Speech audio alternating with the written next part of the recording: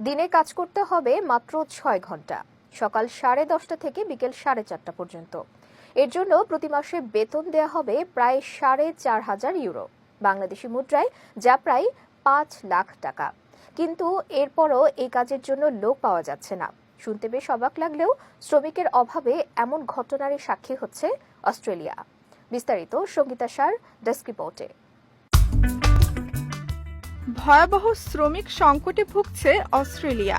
চলমান এই শ্রমিক সংকটের নেতিবাচক প্রভাব পড়ছে দেশটির কৃষিক্ষেত্রের উপর।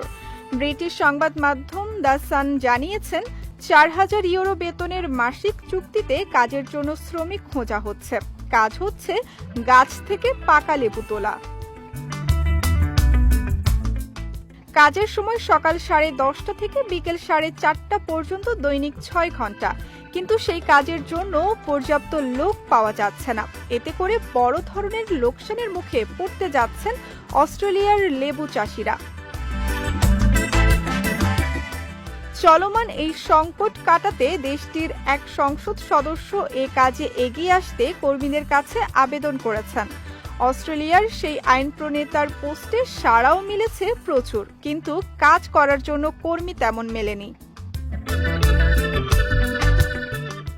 সংসদ সদস্য অ্যানি ওয়েবস্টার জানান, লেবুর ফার্মে প্রচুর পাকা লেবু মাটিতে পড়ে নষ্ট হচ্ছে। এর জেরে লাখ লাখ টাকার লোকসান হচ্ছে। এত কিছুর পরও কিন্তু এখনো কাজ করার জন্য পর্যাপ্ত কর্মী পাওয়া যায়নি।